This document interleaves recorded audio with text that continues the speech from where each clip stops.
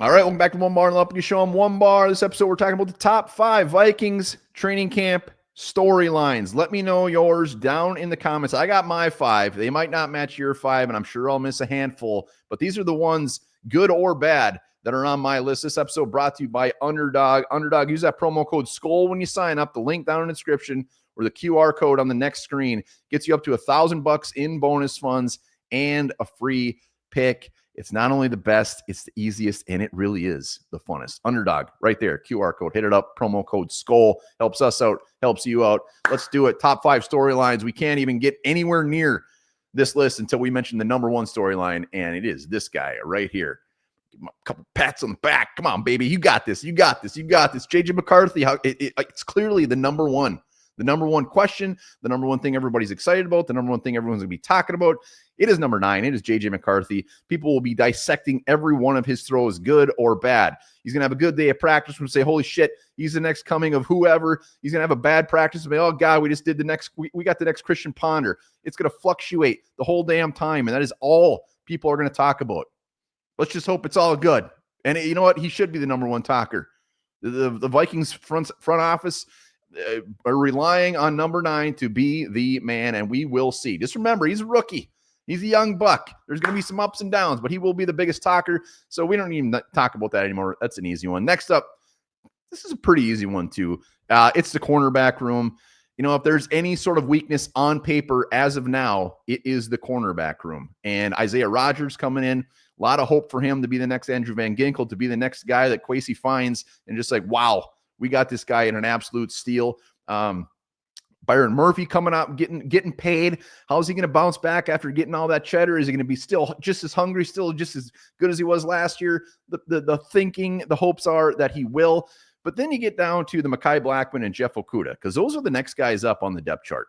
Okudah, you know, what's he going to do? Is he even going to make the team? I mean, Mekhi Blackmon, how was he affected by that injury last year? Again, another guy that hasn't seen the field a ton. And then you get into the Nudie McLaughlins, and you get into the Tavier Thomases, Zamaya Vaughn, our guy who was on the show. So that will be a big, big talker, because we know that defensive line is going to be good. We know our edge rushers are going to be good. We know the safeties with Hitman, Josh Metellus, Theo Jackson, they're going to be pretty good. It's the cornerback room will be the biggest question for this defense, and rightfully so.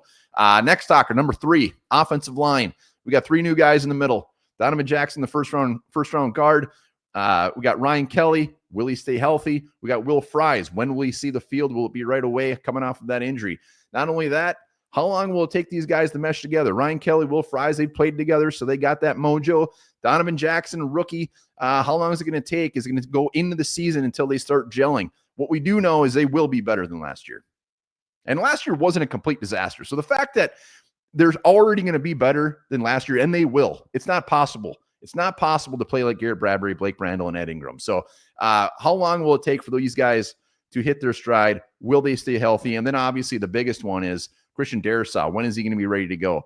Alec Lewis from The Athletic put a podcast out there saying, you know, anybody hoping that he's going to be ready week 1 might be a little bit of wishful thinking. I'm paraphrasing, but that's basically what he said. So when will he be ready to go? Because until him, it sounds like Justin School would be the guy. And then you got Donovan Jackson right there. So that left side with our guy number 9 out there might get a little dicey. So that is a big, big question. The other storyline for me is second-year guys.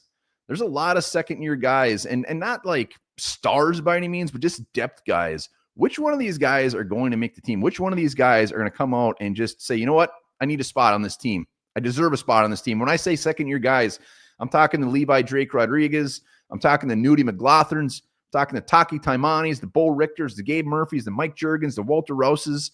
They're not going to keep them all. And especially when you get to that edge, when you get to the Bo Richters, the Gabe Murphys, who's going to stay? Levi Drake Rodriguez. He's a guy that I don't think I've had making the 53 just because we're so solid at the defensive line. You can even throw Jalen Redmond in there. I mean, I know he's been in the league a little bit longer, but where are all these guys going to fall on the depth chart? Who will make the team? So that's number 4 talker for me.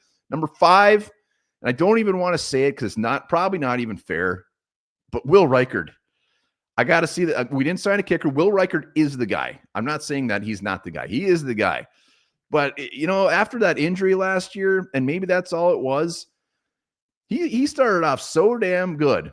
And then from like, it was November on, I can't remember the exact dates. He was like 65% from field goal. And Vikings fans have a legitimate reason to always be like clenching their BHs.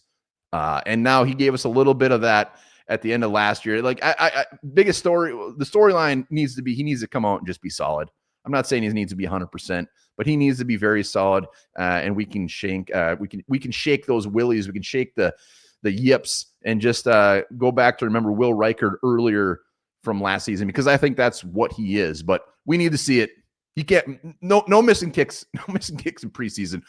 Those are my 5 storylines. Other ones, there are contracts out there. The Josh Metellus, are they going to extend Brian O'Neill? So there's plenty of storylines. Those are the ones that are going to be on my plate that I'm going to be eating up. Remember, hit up Underdog. Use that promo code SKOL. Let me know your storylines. Our new season, Onebar and Lupagus, officially starts August 1st. So that's when we'll get back into the Rise and Skulls. We got some new features, some new shows. Pretty excited about. So be sure to hit that sub, hit that like, and we'll be back this week because training camp's only a couple weeks away.